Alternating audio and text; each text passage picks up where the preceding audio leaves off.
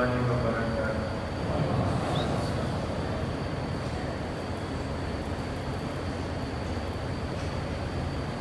الحمد لله وحده والصلاة والسلام على من لا نبي بعده. أما بعد فأعوذ بالله من الشيطان الرجيم. بسم الله الرحمن الرحيم. قل هل يستوي الذين يعلمون والذين لا يعلمون أو كما قال النبي صلى الله عليه وسلم العلماء ورثة الأنبياء.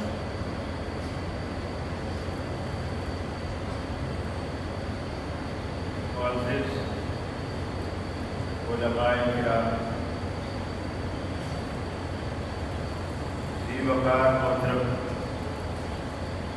اسد اشرف صاحب حفظہ اللہ،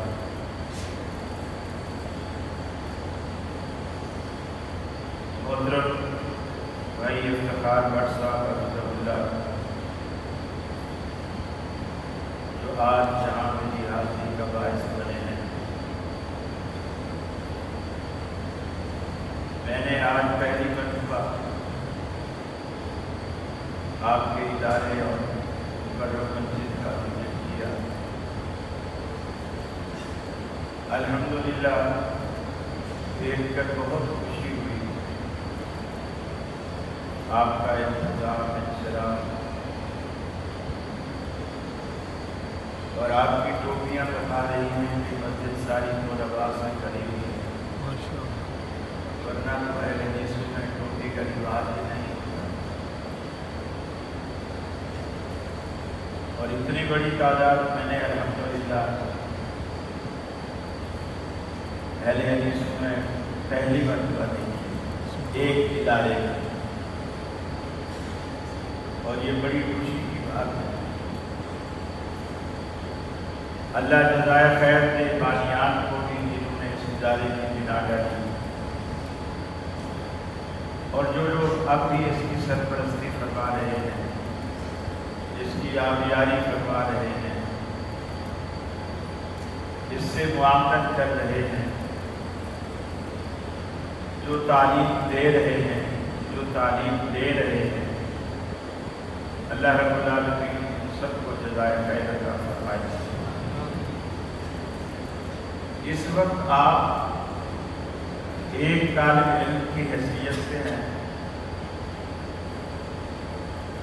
مجھے حکم کیا گیا ہے کہ میں کچھ آپ سے نصیحتیں کروں، حالانکہ سچی بات یہ ہے کہ میں خود محتاج نصیحت ہوں. میں اس قابل نہیں کہ میں آپ لوگوں کو نصیحت کر سکوں. بس ٹوٹی ٹوٹی جو باتیں اللہ میرے ذہن میں ڈالے گا انشاءاللہ میں آپ کی بات کروں گا. آپ جس جگہ سے، جس ادارے سے وابستہ ہے، یہ ایک دینی ادارہ ہے. دینی بھی ہے، مسلکی بھی ہے، اور توحید و سنت کا سرچشمہ بھی ہے. اور یہ بالکل انتہائی خوشی کی بات ہے کہ اللہ نے توحید و سنت کی اشاعت کے لیے آپ کو چنا ہوا ہے. یہ آپ کے لیے سعادت کی بات ہے. دنیا میں علماء، ائمہ مساجد، خطباء، مفتیان، مبلغین، ان سب کا رشتہ مسجد سے جڑا ہوا. جس طرح آپ آج اپنے وجود سے اللہ کے گھر کو رونق بخشے ہوئے ہیں اور اللہ کا گھر آپ کے وجود سے بھرا ہوا ہے. مسجد سے جو یہ تعلق ہے، یہ ہمارے ایمان کی علامت ہے. نبی رحمت صلی اللہ علیہ وسلم نے فرمایا کہ دنیا میں بہترین جگہ مساجد ہیں اور بدترین جگہ بازار ہے. اور یہ کتنا اللہ کا کرم ہے کہ اللہ نے آپ کو بازاروں سے دور اور دنیا کی بہترین جگہ سے آپ کو جوڑ کے رکھا۔ یہ سعادت ہر کسی کو نصیب نہیں۔ آپ جیسے قسمت والوں کو اللہ رب العالمین دیتا ہے۔ استاد پڑھاتا ہے تو وہ بھی یہی مسجد سے جڑا ہوا ہے، مؤذن اذان دیتا ہے تو وہ بھی مسجد سے جڑا ہوا ہے، امام نماز پڑھاتا ہے وہ بھی مسجد سے جڑا ہوا ہے، خطیب خطبہ دیتا ہے وہ بھی مسجد سے جڑا ہوا ہے۔ آپ کسی اور مسجد پہ بیٹھے ہیں، فتویٰ نویسی کر رہے ہیں، تصریف کر رہے ہیں، تو بھی آپ مسجد سے جڑے ہوئے، اور یہ انتہائی سعادت کی بات ہے۔ اور یہ اتنی بڑی سعادت کی بات ہے کہ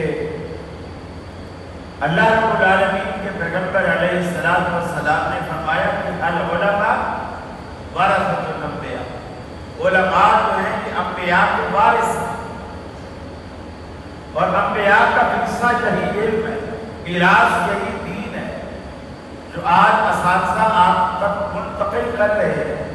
یہی اصل انبیاء کا ورثہ ہے، اور آپ خوش نصیب ہیں کہ آپ اس کے وارث ہیں۔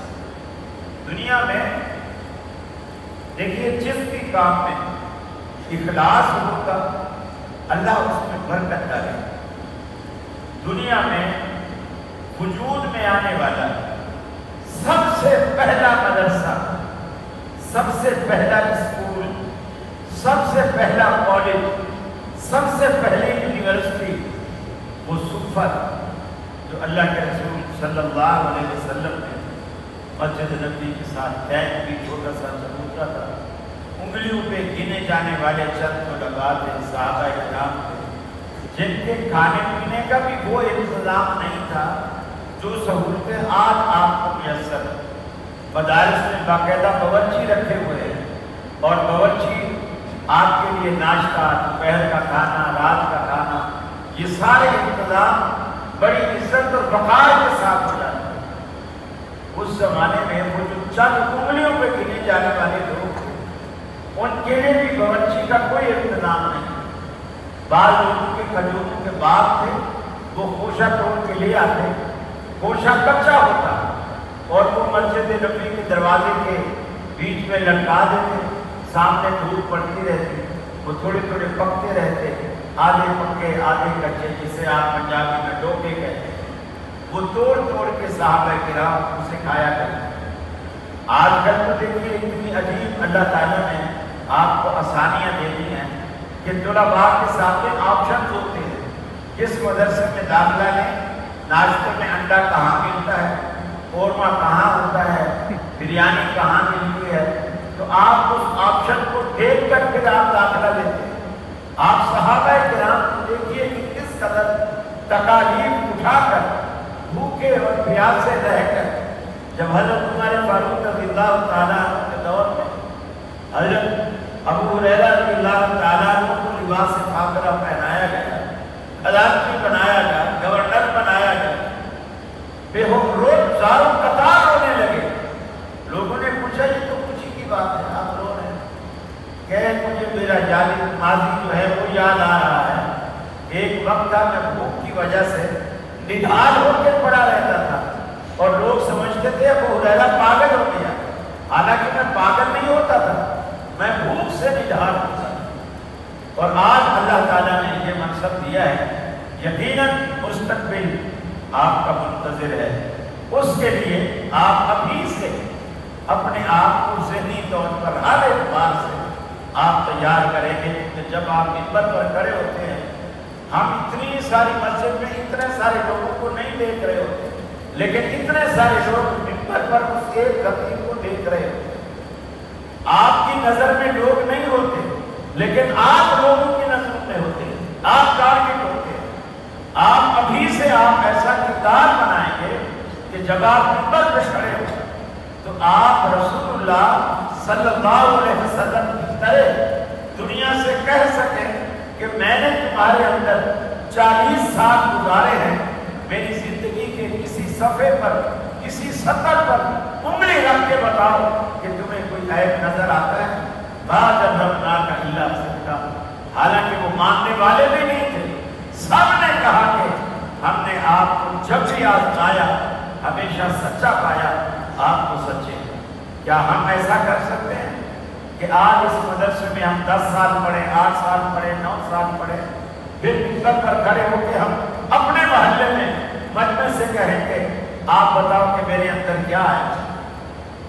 یہ چیز جو ہے اپنے اندر آپ پیدا کریں گے تو انشاءاللہ اس کے بدلے میں اللہ تعالیٰ آپ کی ثواب میں وہ تاثیر لائے گا، آپ کی تحریر میں وہ تاثیر لائے گا، اور آپ کا یہی اخلاص دنیا کو آپ کی طرف متوجہ کرے گا. دنیا کا کوئی شخص آپ کا مقابلہ نہیں کر سکتا. آپ کے پاس جو علم ہے یہ علم وہی ہے جو دنیا کے تمام علوم کا سردار ہے. سائنس ہو، ریاضی ہو، فزکس ہو، کیمسٹری ہو، جتنے بھی علوم ہیں یہ سارے ایک ہیں. اور یہ اسلام علم وہی یہ سب کا سردار ہے، سب سے اونچا ہے. اور جو لوگ سرے سے پورے ہیں کچھ بھی نہیں جانتے ان کا تو آپ سے مقابلہ ہی نہیں. فرمایا قل هل يستوي الذين يعلمون والذين لا يعلمون. اے حبیب نے بتائیے کیا دنیا میں جاننے والے، علم رکھنے والے، اللہ کے دین کی سوجھ بوجھ رکھنے والے، جن کو اللہ رب العالمین نے علم وحی کا محافظ بنا دیا، کیا یہ لوگ اور وہ لوگ جو سرے سے علم سے پورے ہیں کیا یہ دونوں برابر ہو سکتے ہیں؟ جس طرح رات اور دن برابر نہیں ہو سکتے، جس طرح سایہ اور دھوپ برابر نہیں ہو سکتے، اسی طرح جاہل اور عالم بھی برابر نہیں ہو سکتے. علم کا اللہ رب العالمین نے ایک مقام رکھا ہے. فوجی بھی آئے گا، وزیر اعظم بھی آئے گا، صدر بھی آئے گا، مصلی پر آپ کے پیچھے کھڑا ہوگا، مصلی پر آپ کھڑے ہوں گے. دنیا کے اندر جو عزت رب العالمین نے علم دین کو عطا کی ہے، دنیا میں یہ عزت، یہ وقار اللہ رب العالمین نے کسی علم کو عطا نہیں کیا. رحمت عالم نے صحابہ کرام کو جب دین کا علم دیا، جو لوگ دین سے جڑتے چلے گئے، آج دیکھیے وہ کوئی بکریاں چرانے والا، کوئی اونٹ چرانے والا، کوئی مزدوریاں کرنے والا، لیکن آج دنیا میں بڑی بڑی لائبریریوں میں بیٹھ کر ان کے حوالے دیا کرتے ہیں. ابو بکر صدیق کا حوالہ پیش کرتے ہیں، فاروق اعظم کا حوالہ پیش کرتے ہیں، کیونکہ وہ لوگ قرآن و سنت سے جڑ گئے. آج بھی آپ قرآن و سنت سے جڑ گئے، اللہ رب العالمین کا احسان ہے آپ پر. آپ کا رب پر کوئی احسان نہیں، دین پر کوئی احسان نہیں، اللہ رب العالمین کا آپ پر احسان ہے. اس کا ساری زندگی شکر ادا کریں کم ہے. اللہ رب العالمین نے آپ کو ایسے اساتذہ دیے، قرآن و سنت کے پیروکار. اپنے اساتذہ سے بھی محبت کیجیے، علماء کی عزت کیجیے، اساتذہ کی تکریم کیجیے. اس تکریم سے رب العالمین آپ کو بہت کچھ دینے والا ہے. جس ادارے میں آپ پڑھتے ہیں اس ادارے کا احترام کیجیے، جس علم کو پڑھتے ہیں اس علم کا بھی احترام کیجیے، جس کتاب میں وہ علم ہے اس کتاب کا بھی احترام کیجیے. پھر دیکھیے کہ اللہ رب العالمین آپ کے بارے پیارے کرتا ہے، اور اللہ رب العالمین آپ کو وہ رتبہ دے گا، وہ مقام دے گا کہ یقین مانیے کہ آپ یقین نہیں کر سکتے کہ اللہ نے آپ کو کیا سے کیا بنا دیا. دنیا میں آدمی گمنام ہوتا ہے، کچھ نہیں ہوتا. دین سے جڑنے سے اللہ رب العالمین اس کو نام دیتا ہے، اس کو عزت دیتا ہے، اس کو وقار دیتا ہے. یہ سب دین کی برکت سے ایسا ہوتا ہے. دین کی برکت. آپ کے پاس ایسی دولت ہے، ایسی دولت ہے دنیا میں کسی کے پاس یہ دولت ہے. ایک استاد اپنے طالب علموں کو ہمیشہ یہی کہتا ہے کہ تمہارے پاس علم ہے یہ بڑی دولت ہے، اس سے اچھی دولت کوئی نہیں. وہ طالب علم کا فارغ ہو گیا، 8 سال مدرسے میں لگا کر فارغ ہو گیا. اس کو یاد آیا کہ استاد بھی ہمیں اکثر کہتے تھے کہ یہ جو تمہارا علم ہے یہ بہت بڑی دولت ہے. चलो आजमाते। रास्ते में जा रहा उसकी चप्पल को, वो जो हवाई चप्पल होती है, चप्पल को उसने चप्पल हाथ में ली, आगे वो मोची बैठा था, उसको जा करके बोला कि यार ये चप्पल को टाँका लगा ले, मैं तुझे 2 मसले बताऊँ। पागल आदमी, तेरे बच्चों से मेरे बच्चों का पेट भरेगा, तो चप्पल फेंकी, जा किसी और को जाके बेवकूफ बना। आगे गया, चप्पल हाथ में थी, आगे गया, कोई पकोड़े वाला खड़ा था, पकोड़े बना रहा था, उसको बोला आधा पाव पकोड़े दे दे, मैं तेरे को 4 मसले बताऊंगा। उसने भी भगा दिया। अब ये बड़ा परेशान कि उस्ताद जी कहते थे इल्म बड़ी दौलत, और ये तो इतनी नौजुबिल्ला बेकार चीज है, वो चीज जूते को टाका नहीं लगा के देना, आधा पाव पकोड़े इसके बदले कोई देने को तैयार नहीं, ये कैसी दौलत? वो सीधा वापस मदरसे आया, उस्ताद जी को बोला, उस्ताद जी आप तो कहते थे ये बड़ी दौलत है, लेकिन मैं चप्पल टकवाने गया तो मोची ने चप्पल फेंक दी, इसकी तो कोई वैल्यू नहीं है। पकोड़े वाले ने आधा पाव पकोड़े 4 मसलों के बदले में नहीं दिए उसने। उस उस्ताद जी ने घर से एक पत्थर उठाया और बच्चे को साथ लिया, बोले किस मोची के पास गया? ये मोची। खुद जरा पीछे खड़ा हो गया और बच्चे को बोला इसको ये पत्थर दो और बोलो कि इसके बदले चप्पल को काटा गया।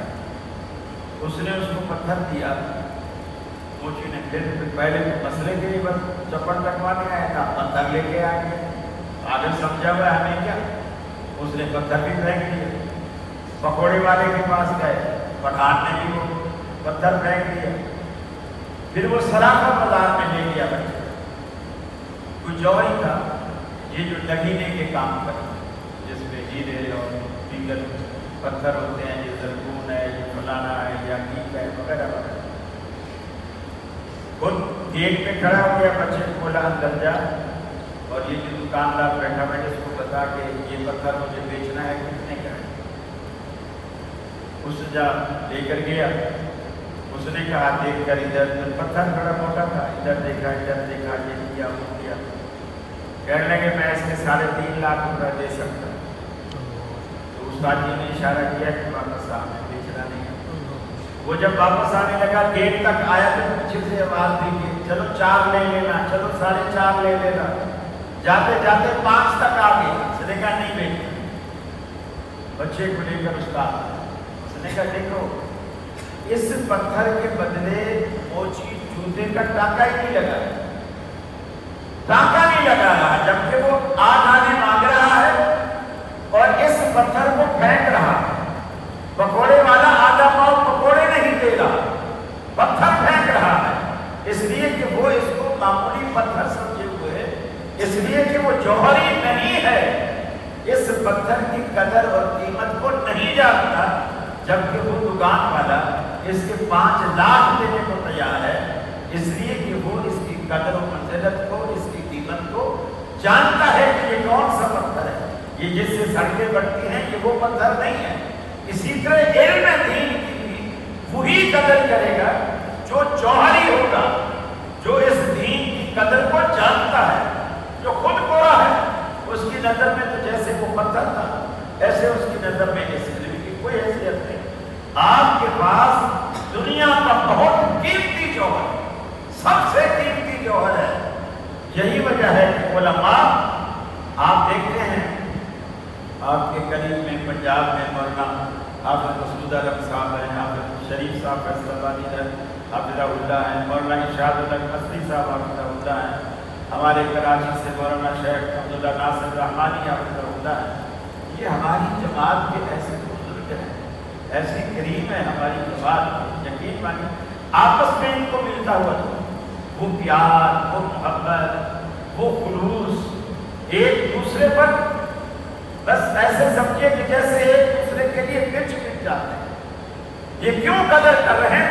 हर बंदे को दूसरे के इल्म की कदर है कि इसके पास क्या जौहर है। आप अपने अंदर वो औसाफ अकीदा पैदा कीजिए कि इंशाअल्लाह आप मिंबर पे खड़े होंगे तो भी आपको इज्जत मिलेगी, मुसल्ले पे खड़े होंगे तो भी आपको इज्जत मिलेगी। आप मसरत में बैठकर पढ़ाना शुरू करेंगे तो भी आपको इज्जत मिलेगी। और ये जितने आप मस्जिद माशाल्लाह तो नवा से खुली पड़ी है, ये असातिज़ा के लिए कितना बड़ा सरमाया और कितनी बड़ी नर्सरी है। जो एक नर्सरी वाला नर्सरी में गमलों में छोटे छोटे बीज लगा देता है और कुछ अरसे बाद नर्सरी से वो बीज बाहर जाते हैं और बागों में जाने लगते हैं और बड़े बड़े बागात बन जाते हैं।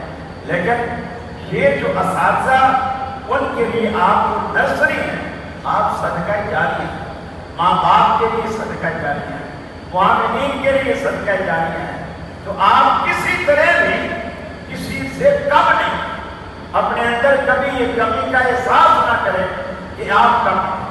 कुरान पढ़ने वाला भी इतना बड़ा अल्लाह रब्बुल आलमीन की तरफ से इतना बड़ा फजल ले रहा है, सिर्फ कुरान पढ़ता है। इसलिए कि कुरान दुनिया की अजीम किताब है। सच्ची बात है, हमने इसकी कदर नहीं की। हमने कुरान को बस बाजू पे बांध लिया, गले में लटका लिया या घोल के पी लिया। घुटने में दर्द है तो वहाँ कुछ वहाँ बांध लिया, अलग अलग तरीके हैं। हालांकि कुरान मजीद इतनी अजीम किताब है, ये इन सतही मकासद के लिए नहीं आई। कुरान मजीद के अजीम मकासद है, ये दिलों का जंग उतारने वाली किताब। इससे दिलों का जंग उतरता है, दिल आपके जो है वो पाकीज़ा होता है। और ये इतनी अजीम किताब है जिसको आप पढ़ रहे हो, सुबह शाम याद करते हो, अपने दिलों में दिखाते हो, आप महफूज करते हो। यकीन मानिए आपका बाहर तो अल्लाह रब्बुल आलमीन पाक करता ही है, कुरान की बरकत से आपका बातिन भी पाक हो जाता है। इससे बड़ी दौलत आपको और क्या चाहिए। और ये इतनी अजीम किताब है। फरमाया लव अंज़लना हाज़ल कुरआन अला जबलिन लरअयतहु ख़ाशिआ। ये कुरान पाक इतनी अजीम किताब है, अगर हम इसको पहाड़ पर नाज़िल फरमाते, पहाड़ पर उतारते, लरअयतहु ख़ाशिअन मुतसद्दिआ। ऐ देखने वाले तू देखता कि पहाड़ अल्लाह के डर से, अल्लाह के खौफ से लड़ जाते, फट जाते, रेजा रेजा हो जाते कुरान मजीद की अज़मत की वजह से। लेकिन इंसान, तूने कुरान लिया, कुरान को पढ़ा, सीने में उतारा, लेकिन सुम्मा क़सत क़ुलूबुकुम मिन बादि ज़ालिक फ़हिय कल-हिजारा औ अशद्दु क़स्वा। पत्थरों से भी तुम्हारे दिल ज्यादा सख्त हो गए। पत्थर भी अल्लाह के डर से रोते हैं, उनके अंदर से चश्मे जारी हो पड़ते हैं, लेकिन तेरी आंख से अल्लाह के डर में कभी कतरा भी आंसू का नहीं टपका। कुरान पढ़ा कीजिए, आंखों में आंसू लाया कीजिए, कुरान पढ़कर रो दिया कीजिए, अल्लाह से मांगने की आदत डालिए। कुरान के जरिए अल्लाह रब्बुल आलमीन के हुजूर सजदा रेज़ हुआ कीजिए, रात को उठकर क़ियाम किया कीजिए, अपने लिए, अपने माँ बाप के लिए, अपने असातिज़ा के लिए अल्लाह से दुआएं मांगा कीजिए। आपके नन्हे मुन्ने हाथ की रब्बुल आलमीन राज रखने वाला है। लौ अंज़लना हाज़ल कुरआन अला जबलिन लरअयतहु ख़ाशिअन मुतसद्दिआ मिन ख़शियतिल्लाह व तिलकल अम्सालु नदरिबुहा लिन्नास। हम ये बेमिसालें लोगों के लिए बयान करते हैं। ये कुरान ऐसी अजीम किताब है, इन्ना हाज़ल कुरआन यहदी लिल्लती हिया अक़वम। सारी दुनिया के रास्ते छान मारो, लेकिन जो जन्नत का चरमैली और सीधा रास्ता तुम्हें कुरान मजीद दिखाता है, दुनिया की और कोई किताब तुम्हें कुरान नहीं दिखाएगी। इन्ना हाज़ल कुरआन यहदी लिल्लती हिया अक़वम। बिल्कुल सबसे सीधा रास्ता, जन्नत के मेन गेट पर जाने वाला रास्ता अल्लाह रब्बुल आलमीन इसी कुरान के जरिए तुम्हें दिखाएगा। एक और मकाम पे रब्बुल आलमीन ने फरमाया, युदिल्लु बिही कसीरा व यहदी बिही कसीरा। कुरान के जरिए قرآن کے ذریعے دنیا ہدایت میں پاتی ہے۔ اگر آپ سیدھی راہ پر چلتے رہیں گے، قرآن کو حدیث کے ساتھ جوڑ کر قرآن کو سمجھنے کی کوشش کریں گے، آپ کو قرآن سیدھی راہ دکھائے گا۔ اور اگر قرآن مجید کا رشتہ حدیث سے جدا کرنے کی کوشش کریں گے، قرآن آپ کو گمراہ کر دے گا۔ ورنہ آپ دیکھیں جتنے بھی گمراہ فرقے ہیں، سب نے اپنے گمراہی کے دلائل بھی قرآن سے نکالنے کی کوشش کی، حالانکہ اللہ نے سب کا رد فرمایا۔ آپ ایسے عالم بنیے، ایسے طالب بنیے، ایسے خطیب بنیے، ایسے مفتی بنیے جن کے لیے یہ حقیق ہی کثیرہ کی شہادت قرآن پاک دیتا ہے۔ تو آپ اس وقت الحمدللہ کسی طرح بھی فرشتوں سے کم نہیں۔ فرشتے بھی آپ پہ رشک کرتے ہیں، فرشتے بھی آپ پہ رشک کرتے ہیں۔ آپ ایک ایسے جماعت ہیں، ایسا گروہ ہے، اور ایسے ہی گروہ کے بارے میں جو اللہ کا قرآن کہتا ہے تم میں ایک گروہ ایسا ہونا چاہیے۔ سب کو نہیں کہا، ایک گروہ تم میں ایک ایسا ہونا چاہیے جو اللہ کے دین کے لیے نکلے، اپنے آپ کو دین کے لیے وقف کر دے، دین سیکھے اور پھر سکھائے۔ اللہ کے حبیب نے فرمایا تم میں سب سے بہتر، یہ نہیں فرمایا جس کی فیکٹری ہو، جس کا گھر بڑا ہو، نہیں، خیرکم من تعلم القرآن وعلم۔ خیر کو رب العالمین نے قرآن کے ساتھ جوڑ دیا۔ تم میں بہتر انسان وہ ہے جو قرآن مجید کو پڑھاتا ہے یا پڑھتا ہے۔ پڑھاتا پڑھنا یہ دونوں عمل خیر کے متقاضی ہے۔ آپ کو اگر دنیا سے خیر سمیٹنی ہے تو قرآن سے رشتہ کرو۔ اور الحمدللہ دینی مدارس یہ سارا کام کر رہے ہیں۔ اس وقت اس کفر و الحاد کے دور میں دینی مدارس اسلام کا ایک قلعہ ہے، اسلام کا ایک مضبوط قلعہ ہے۔ آپ ایک نرسری ہیں جو آپ کفر کے خلاف ایک جماعت تیار ہو رہی ہے۔ اللہ جزائے خیر دے ان احباب کو، ان معاملین کو، ان منتظمین کو جو آپ کو تیار کر رہے ہیں کفر کے خلاف، الحاد کے خلاف، اسلام کی حمایت کے لیے، اسلام کی سربلندی کے لیے، اسلام کی ترویج کے لیے۔ ورنہ یقین مانیے دنیا میں شیطان یہ سارے حربے استعمال کرتا ہے، سارے جدید وسائل بھی استعمال کرتا ہے، کیونکہ شیطان بھی پڑھا لکھا ہے، جاہل نہیں ہے، پڑھا لکھا ہے۔ جیسے جیسے دنیا ترقی کرتی چلی جا رہی ہے، شیطان بھی اپنے آلات، اپنے ہتھیار، اپنے داؤ پیچ تبدیل کرتا چلا جا رہا ہے۔ نئے دور کے تقاضوں کے مطابق جدید ہتھیار استعمال کرتا ہے، آپ ہی ان کو استعمال کریں۔ آپ دیکھیں سیدنا فاروق اعظم رضی اللہ تعالیٰ اللہ کے رسول فرماتے ہیں ایسا ذلیل انسان ہے جس راستے پر چلتا ہے اور ابلیس اگر اسی راستے پر آ رہا اور اس کو پتہ چل جائے کہ عمر بھی اسی راستے پر آ رہا ہے تو ابلیس وہ راستہ چھوڑ دیتا ہے، ڈر کی وجہ سے وہ راستہ چھوڑ دیتا ہے۔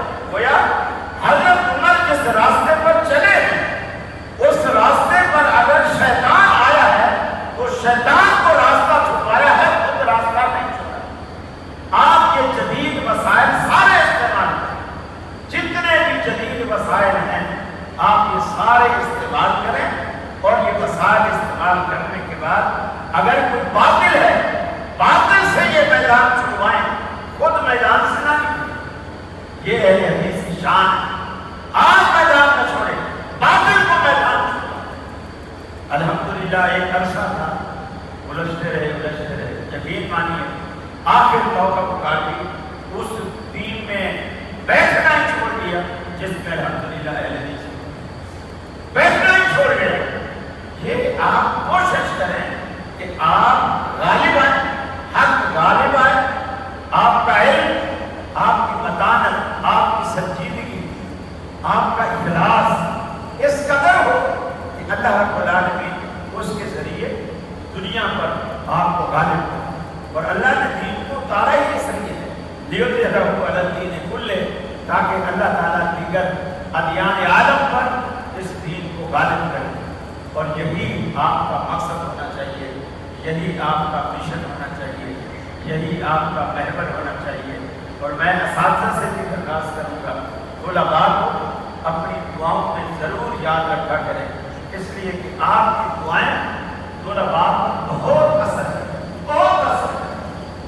جب بھی کوئی بڑا دعائیں کرتا ہے اس کی عدم اس کی غیر بہت اثر ہے۔ سید اسماعیل شہید رحمۃ اللہ علیہ ان کے زمانے میں ایک ناچنے گانے والی تھی جسے آپ لوگ طوائفہ کہتے ہیں، بڑی خوبصورت تھی، لیکن رات کو گجرا لگاتی تھی۔ بڑے بڑے علاقے کے رئیس چودھری وڈیرے جمع ہو جاتے، اسٹیج لگتا، وہ پاؤں میں گھنگرو باندھتی، پھر وہ ناچتی، پھر وہ گانے گاتی، طبلے والے طبلے بجاتے، ہارمونیم والے ہارمونیم بجاتے، اور وہ گلی پوری بدنام تھی۔ اس گلی میں سے شریف آدمی نہیں جاتا، نہیں گزرتا، کیونکہ ادھر جاتے ہی کوئی لوگ تھے۔ اس کا نام تھا حور بانو۔ تو حور بانو کی گلی میں جو بھی جاتا تھا یہ سمجھا جاتا تھا کہ یہ گندا، یہ گزرے کے لیے جا رہا۔ ایک دن شاہ اسماعیل شہید رحمۃ اللہ علیہ رات کی عشاء کی نماز پڑھائی۔ نماز پڑھانے کے بعد جیسے علماء کو اکثر عادت ہوتی ہے، یہاں پھر میں بہت کم دیکھ رہا ہوں، صرف ایک ساتھ بیٹھے ہیں قربان والے، ورنہ علماء کو اکثر عادت ہوتی ہے سفید یا لال رومال کے اوپر ڈال کے رکھتے ہیں۔ تو شاہ صاحب نے بھی رومال کے اوپر ڈالا ہوا تھا، اس کو تھوڑا آگے سے بھی کھینچ لیا، سائڈ سے بھی کھینچ لیا، منہ تھوڑا چھپا لیا، منہ چھپایا اور مسجد سے حور بانو والی گلی میں چل گئے۔ اب آپ یہ بھی دیکھیں، دنیا بڑا نظر رکھتی ہے کہ یہ مولوی کیا کر رہے ہیں، کدھر سے آ رہا ہے، کدھر جا رہا ہے۔ بھلے اس نے کتنے سال آپ میں گزارے، وہ سارے اس کے تقوی پر پانی پھیر دے گا آپ کی ایک غلطی۔ لوگ دیکھ رہے ہیں ابھی ہمیں عشاء کی نماز پڑھنی ہے اور یہ جا کدھر ہے، ان کا اس گلی میں کیا کام؟ شاہ اسماعیل شہید رحمۃ اللہ علیہ کے قربانوں کا دروازہ بجا ہے۔ یہ ابھی گجرا شروع ہونے سے تھوڑا پہلے کی بات، دروازہ بجا، وہ چھوٹی بچی یا بچہ باہر آیا، اس نے کہا جی بابا، انہوں نے کہا کہ حور بانو بولو باہر فقیر آیا ہے، وہ صدا لگانا چاہتا ہے۔ اس نے اندر سے تم پیا آٹانے دے دیے یا فقیر کو دے دے۔ اس نے شاہ صاحب نے کہا کہ نہیں، ان کو بولو کہ میں پہلے صدا لگاتا ہوں، میری صدا سنو، پھر میں پیسے دوں۔ اس نے کہا کہ بلا تو جلدی، ہمارا ٹائم ہونے والا ہے، گزرے گا، اسٹیج لگا ہوا ہے، طبلے والے بیٹھے ہیں، ہارمونیم لگے ہوئے، کچھ لوگ آ گئے ہیں، کچھ ابھی آنے والے ہیں، منہ مسیطرے انہوں نے چھپایا ہوا ہے، سر نیچے کیا ہوا ہے، اور وہاں حور بانو کی آگے گئے۔ انہوں نے سورہ والتین والزیتون وطور سینین وہذا البلد الامین لقد خلقنا الانسان فی احسن تقویم یہاں آ کر اور تلاوت کے بعد ترجمہ، اس کی تفصیل بیان کی، اور جب کہا کہ اللہ نے انسان کو بہت خوبصورت اس میں پیدا کیا تو اشارہ کیا حور بانو کہ جیسے یہ حور بانو، اللہ نے انسان کو اتنا عظیم خوبصورت پیدا کیا جیسے یہ حور بانو، اور پھر ثم رددناہ اسفل سافلین، پھر اس کو ذلت اور رسوائی کی پستیوں میں دھکیل دیا، پھر بھی اشارہ کیا حور بانو کی طرف کہ جیسے کہ اچھائی کا اشارہ بھی اسی کی طرف کیا اور ذلت اور رسوائی کا اشارہ بھی اسی کی طرف۔ بات کرتے رہے، اللہ تعالیٰ نے حور بانو کے دل میں یہ بات اتار دی۔ وہ اٹھی، اس نے کہا آپ نے کہا ہماری آنکھیں توڑ دی، طبلے پھاڑ دیے، ہارمونیم توڑ دیا۔ شاہ صاحب نے کہا وضو کر کے آؤ، جو بھی حاضرین مجلس تھے سب نے وضو کیا، شاہ صاحب نے مصلی بچھایا، سب کو پیچھے کھڑا کر دیا، حور بانو کو بھی، خواتین کی بھی پیچھے سب بنوا لیا۔ جب سجدے میں گئے، شاہ صاحب نے رو کے اللہ سے اتنی درخواست کی، یا اللہ میرے بس میں اتنا تھا، میں یہاں تک لا سکتا، ان کے دل پھیرنا اور آگے ان کو ہدایت دینا یہ تیرے ہاتھ، बाद इतनी उसकी काया पलटी, शायद मैं शहीद रहमतुल्लाह अलैह उस हुजूर वालों की मुजाहिद के साथ शादी कर दी और बकिया सारी जिंदगी बालाकोट के मुजाहिदीन की रोटियां पकाती रही। और आज जहाँ शायद मैं शहीद रहमतुल्लाह अलैह की कब्र है, उसी इलाके में करीब में उस हुजूर वालों की भी कब्र है। अल्लाह ताला ने उसकी जिंदगी बदल दी। तो आप जब दुआएं करते हैं, जब दुआ दिल से निकलती है वो असर करती है। आप अपने तलबा को, अपने शहीदों को दुआएं दें, दुआओं से नवाजें, इंशाअल्लाह आपकी दुनिया भी संभलेगी, आखिरत भी संभलेगी और इंशाअल्लाह आपका इदारा भी पलटेगा। आपके इदारे का जैसे अब नाम है, अल्लाह इसको भी दुगना कर देगा। जैसे मैं सुन रहा था कि जब इधर अहले हदीसों का नाम भी नहीं था, उस वक्त इतनी बड़ी मस्जिद बनाई जा रही है और लोग मजाक उड़ाते थे कि वहाँ भी पागल हो गए हैं, 2-4 बंदे हैं और इतनी बड़ी मस्जिद बना रहे हैं। दुकान खोलना आपका काम है, ग्राहक भेजना आपका काम नहीं है, ग्राहक भेजना उसका काम है। आपका काम है दुकान खोल के बैठे। देखिए वो ऐसा फजल करेगा कि लोग कतार लगाकर सौदा लेंगे। सिर्फ इखलास से कतार लगाकर लोग सौदा लेंगे, ऐसे लेंगे जैसे यहाँ कोई मुफ्त बनता, कोई खैरात बन रही। और आज देखें, मैंने सुना है अल्हम्दुलिल्लाह जुमा में जहाँ मस्जिद ऐसी बनती है, बाहर रोड पे सफेद बिछानी पड़ती है। हालांकि ऊपर भी इतनी बड़ी है, नीचे भी इतनी बड़ी है, वसी वाली है, हर एक बात ये इखलास की बरकत है। इसकी बुनियाद में जिनके बड़ों का इखलास शामिल है, उसकी बरकत से अल्लाह रब्बुल आलमीन ने ये इज्जत दी। आज आप भी अगर अपने अंदर इखलास पैदा करें और जहाँ भी जाएंगे, जिस जगह भी जाएंगे, इस इखलास से काम करेंगे, इंशाअल्लाह अल्लाह ताला आपके इस इखलास में बरकत देगा। और यकीन मानिए, मैं 79 की बात है जब मैं कराची गया,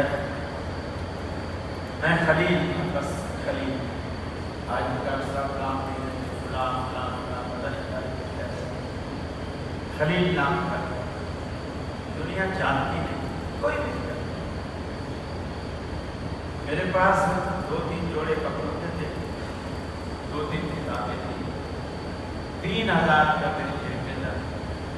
मैं यूनिवर्सिटी वहाँ पढ़ने की जलालपुर से वहाँ गया यूनिवर्सिटी पढ़ने। हॉस्टल में रहने की मेरी पावर नहीं, जेब इजाज़त नहीं देती। वहाँ जाकर मैंने ट्यूशन पढ़ाना शुरू कर दिया। यकीन मानिए, मैंने ऐसे ऐसे वक्त देखे हैं। उस जमाने में बसों का किराया 8 आने होता था, 8।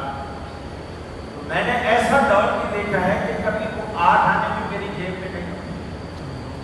लेकिन कराची में इतनी इंसानियत उस वक्त थी कि मैं अगर बस में चढ़ जाता था तो पहले से जाके कंडक्टर के कान में कह देते था मेरे पास पैसे नहीं है, तो मुझे जलील नहीं करना, जैसे वहाँ सबके सामने नहीं बोलना कि किराया दे।